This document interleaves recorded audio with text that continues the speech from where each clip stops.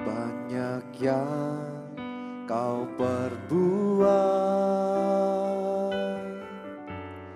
di dalam hidupku, rancangan indahmu terjadi di hidupku. Bapa yang mengerti segala yang ku perlu, kasih-Mu sempurna nyata dalam hidupku. Ku bersyukur Bapa, ku bersyukur Tuhan buat kasih setiamu di dalam hidupku. Ku bersyukur,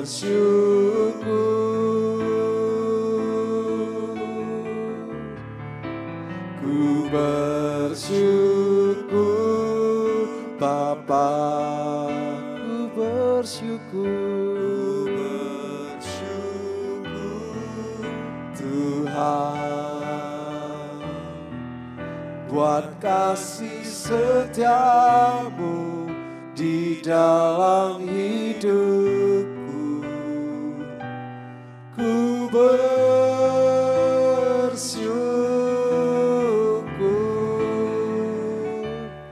Tuhan. Dia Bapa yang mengerti, sama-sama pujikan. Bapa yang mengerti segala yang kami perlu, segala yang ku perlu. Kasih-Mu sempurna Tuhan, kasih-Mu sempurna nyata dalam hidupku.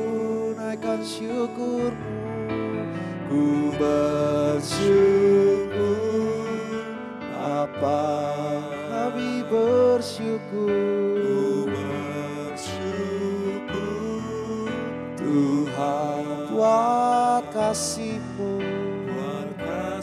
setiamu di dalam hidupku. Ku bersyukur kami nyatakan Tuhan. Ku bersyukur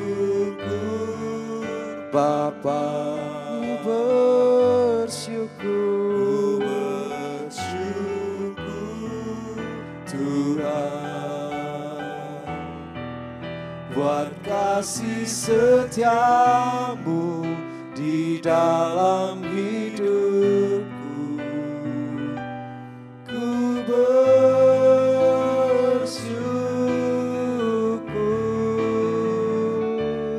Tuhan,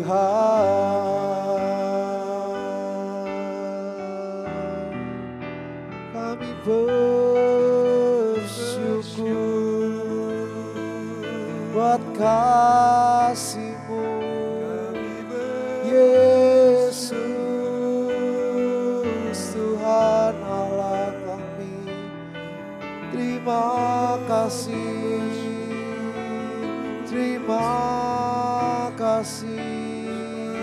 Yesus, haleluya. Ini syukur kami dari hati kami kepadamu Tuhan Yesus.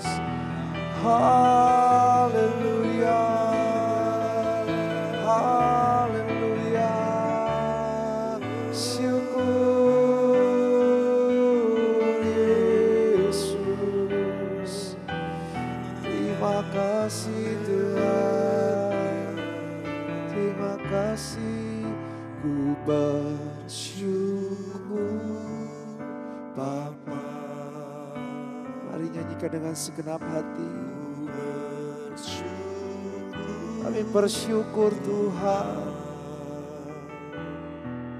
buat kasih setiamu dalam hidup kami, buat pengorbananmu, tanda dan bukti kasihmu buat setiap kami. Kalau kami boleh ada sekarang Tuhan, semua karena Engkau, semua karena anugerah-Mu. Kami gak mau tinggal di luar kasih-Mu Tuhan. Ku bersyukur Tuhan, oh, buat kasih setiamu di dalam hidupku. Ku bersyukur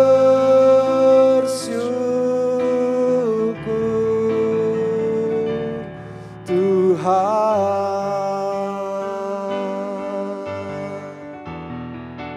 Ku bersyukur Bapa.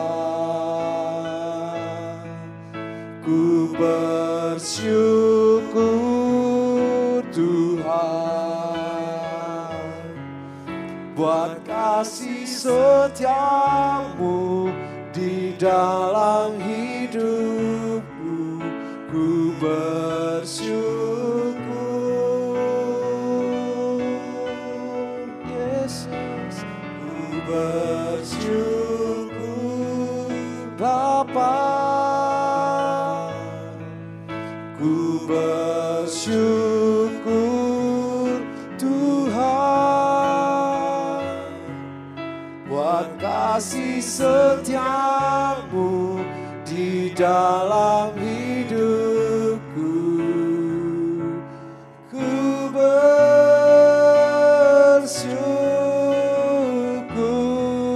buat kasih setiamu di dalam hidupku. Ku bersyukur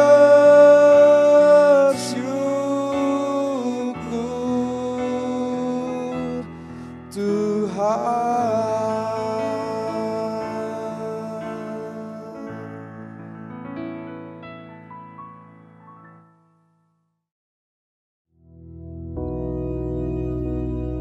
Bapa kami yang di surga, dikuduskanlah namamu, datanglah kerajaan-Mu, jadilah kehendak-Mu di bumi seperti di surga. Berikanlah kami pada hari ini makanan kami yang secukupnya, dan ampunilah kami akan kesalahan kami, seperti kami juga mengampuni orang yang bersalah kepada kami. Dan janganlah membawa kami ke dalam pencobaan, tetapi lepaskanlah kami daripada yang jahat. Karena Engkaulah yang empunya kerajaan dan kuasa dan kemuliaan sampai selama-lamanya. Amin.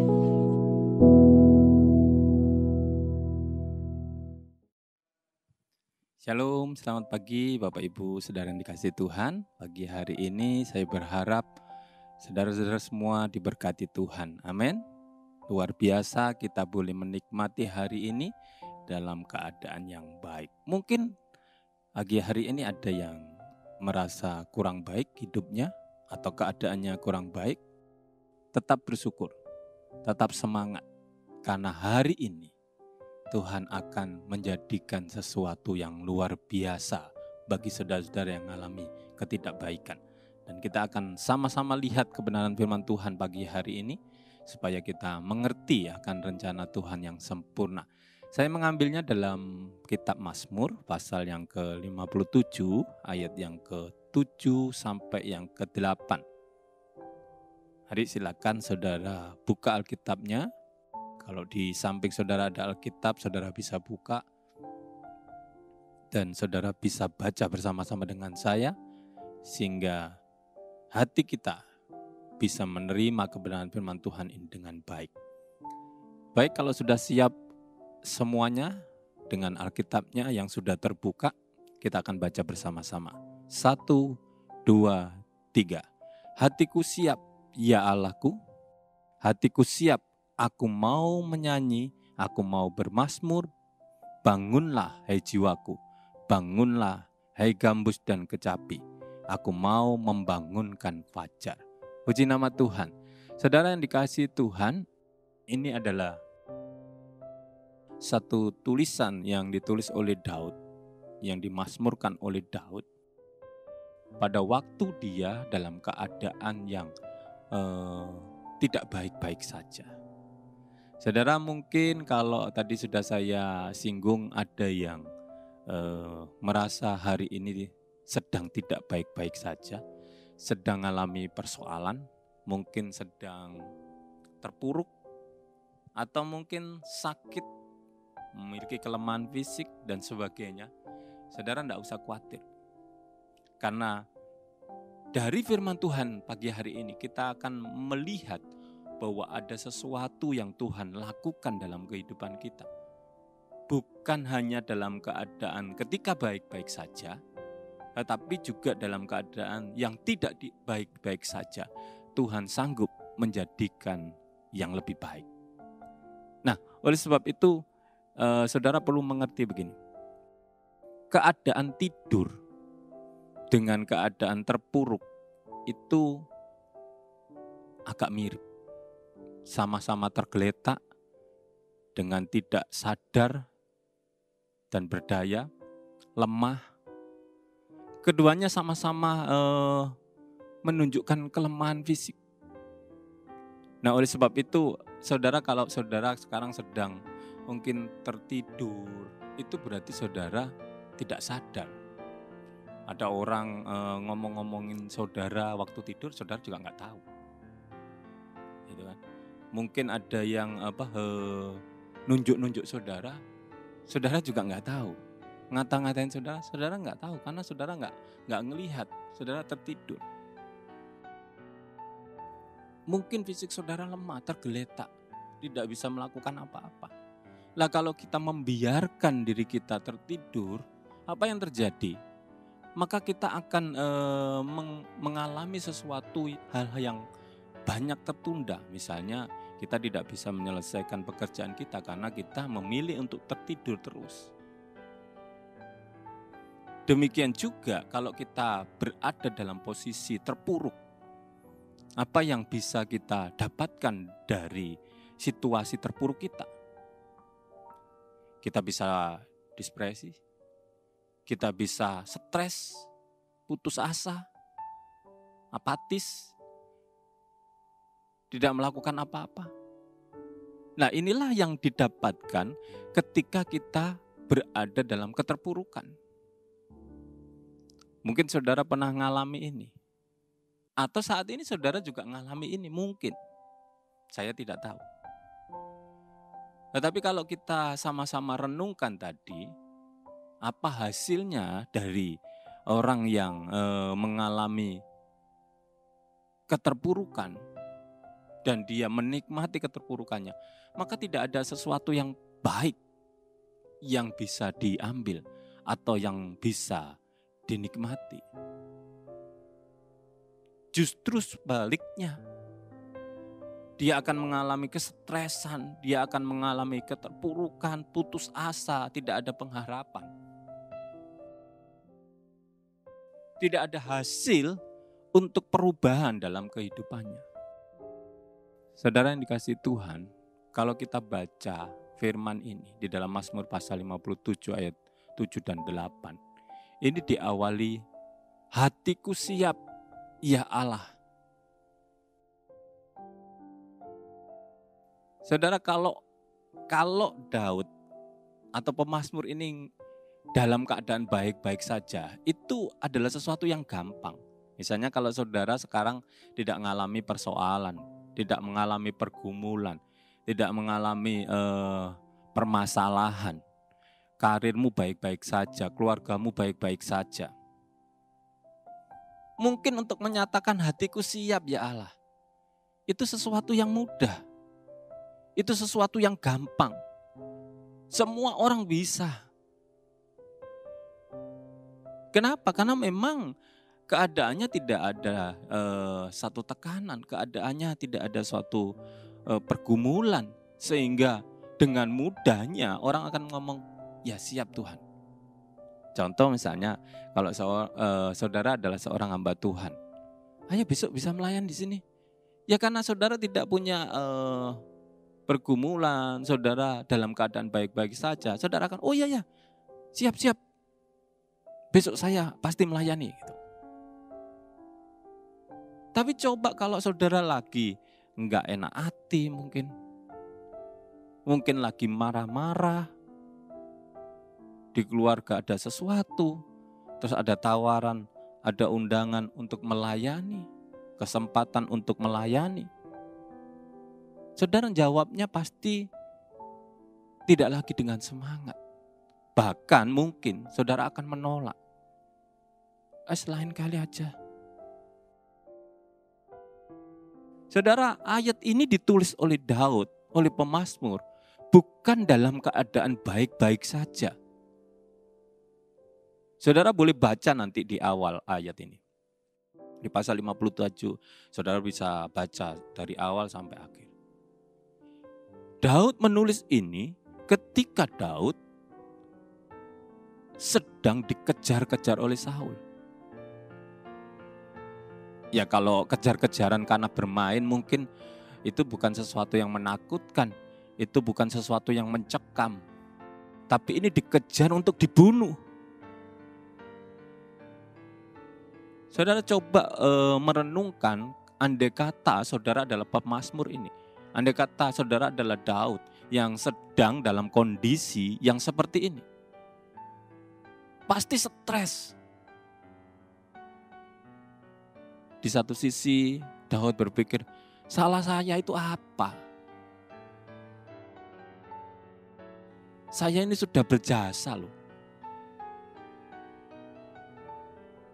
Bisa saja Daud menyalahkan Tuhan, Tuhan gimana ini? Tidak hanya cukup itu saja yang dipikirkan Daud. Tidak hanya itu saja yang menekan diri Daud. Pertanyaan-pertanyaan yang ada dalam otaknya banyak sekali. Belum lagi ketakutannya, saya pasti mati. Hari ini mungkin bisa lepas, besok belum tentu bisa lepas. Hari ini mungkin masih bisa hidup, besok belum tentu bisa bernafas. Nah, ketika Daud menulis ini, situasinya adalah Daud sedang lari dan dia masuk dalam goa. Ternyata Saul pun masuk di goa itu. Saudara bisa bayangkan? Bisa selamatkah dia? Kalau saudara belum tahu ceritanya ini, mungkin saudara akan bisa menebak. Waduh, pasti mati. Kenapa? Karena Saul masuk itu tidak sendirian. Namanya raja, namanya orang terpandang. Ada pengawalnya, ada prajuritnya. Tujuannya jelas. Mau membunuh Daud. Dipastikan Daud kena.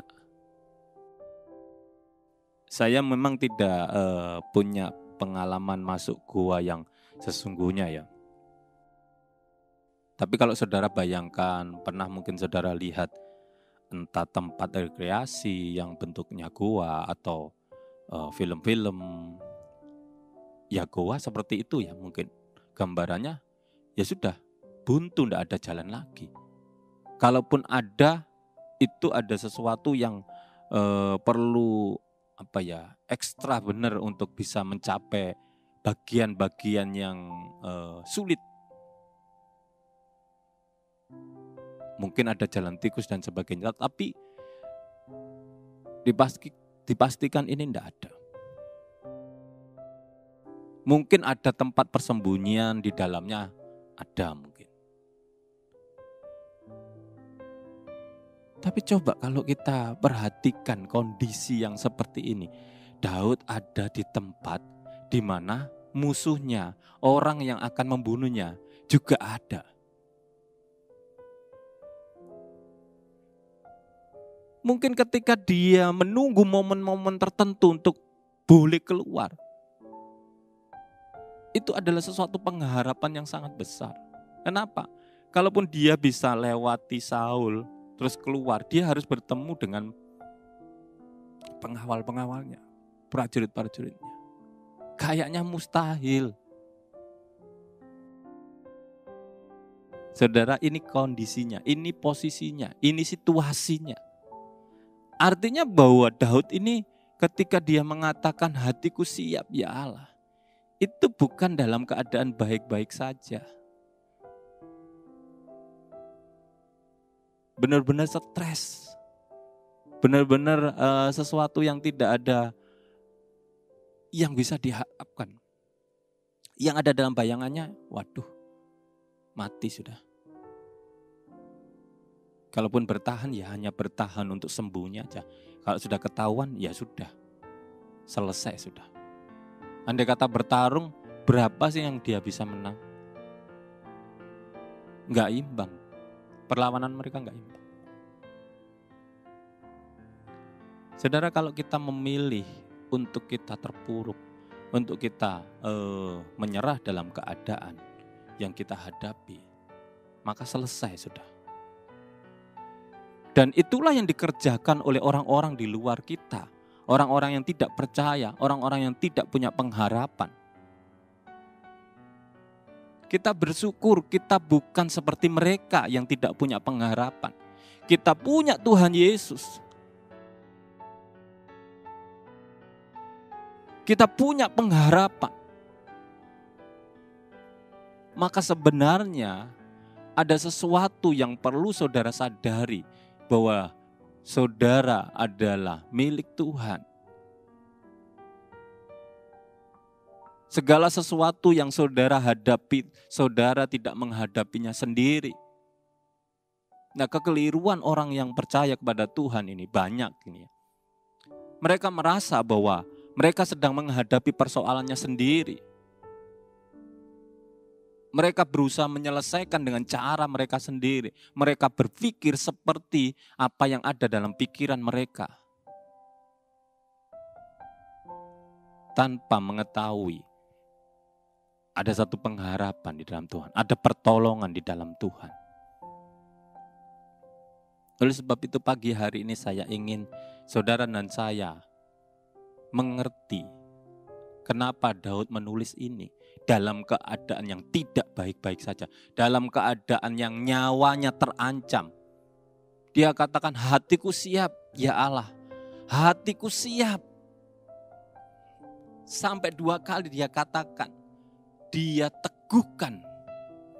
Aku mau menyanyi. Aku mau bermazmur. Bahkan dia menguatkan hatinya, jiwanya. Bangunlah hai jiwaku. Dia menyemangati dirinya. Kenapa? Mungkin karena hikmat Tuhan turun dalam hidupnya. Dia menyadari, oh iya ya, dulu aku menghadapi Goliat yang besar aja aku menang. Mungkin waktu itu Daud juga grogi. Tapi buktinya Tuhan memberikan kemenangan. Saudara, saya mengerti apa yang saudara pikirkan ketika saudara mengalami beban, pergumulan, permasalahan. Karena saya pun juga pernah mengalami itu. Ketakutan, kecemasan itu ada, manusiawi. Tapi pagi hari ini, Tuhan ingin membangkitkan kita, membangunkan kita dari ketiduran kita, dari keterpurukan kita. Jangan sampai iblis membuat saudara tertidur. Jangan sampai iblis membuat kita enggak sadar siapa kita. Memang kita orang lemah. Tapi kita memiliki penolong yang kuat. Pagi hari ini jangan kita membiarkan diri kita tertidur. Mari bangun. Bangun. Kalau saudara sekarang dalam posisi jatuh, bangun. Kalau saudara sekarang bingung apa yang saudara akan kerjakan, bangun dulu. Lakukan apa yang Tuhan mau. Kayaknya nggak mungkin. Jangan berpikir nggak mungkin. Memang bagi kita nggak mungkin. Tapi nanti Tuhan akan lakukan bagiannya yang membuat kita tercengang. Mari kita tetap bersyukur. Tetap percaya kepada Tuhan. Hatiku siap Tuhan. Siap untuk memuji Tuhan. Katakan, Tuhan, Engkau Tuhan yang dahsyat. Engkau Tuhan yang sanggup. Engkau Tuhan yang akan menyelesaikan persoalan saya. Engkau Tuhan yang akan menyembuhkan penyakit saya. Itu yang saudara harus siapkan. Dan mulai perkatakan, hari ini saya diberkati. Walaupun mungkin saudara belum melihat berkat Tuhan itu. Lakukan saja. Dan lihat. Seperti dari akhir cerita, Daud terlepas dari yang akan dilakukan oleh Saul. Dari pembunuhan Saul. Kenapa? Karena dia mengatakan hatiku siap. Dia bersyukur dalam keadaan yang seperti itu. Dia tahu pengharapannya hanya pada Tuhan. Demikian juga dengan saudara dan saya. Sama saudara, pengharapan kita hanya pada Tuhan. Jangan berharap kepada mungkin orang-orang yang ada di dekat kita. Yang mungkin ada terlintas dalam pikiran kita, oh ini bisa nolong saya, itu bisa nolong. Mungkin bisa. Tapi tidak semuanya mereka bisa menolong saudara. Tapi pagi hari ini, mari kita lihat. Kita punya pengharapan dalam Tuhan. Mari bangun, sadar. Memuji Tuhan. Dan lihat, ketika kita memuji Tuhan, Tuhan bertata atas pujian kita. Dan kita akan menerima mujizat Tuhan. Amin saudara. Puji nama Tuhan. Mari kita akan sama-sama berdoa. Terima kasih Tuhan, terima kasih. Pagi hari ini Tuhan kami mau bangun. Kami tidak mau tertidur lagi. Dan biarlah jiwa kami Tuhan memuji Engkau. Karena Engkau memang layak untuk dipuji. Layak untuk dibesarkan. Dan kami tahu Tuhan, Engkau pasti merancangkan sesuatu yang terbaik dalam hidup kami. Walaupun pikiran kami belum bisa menjangkaunya. Tetapi Engkau Allah yang akan menyatakannya. Cepat ataupun lambat, Engkau akan pasti menyatakannya bagi setiap anak-anak-Mu. Terima kasih Tuhan. Terima kasih. Kami bersyukur hanya dalam nama Tuhan Yesus. Haleluya. Amin. Selamat pagi, Tuhan Yesus memberkati.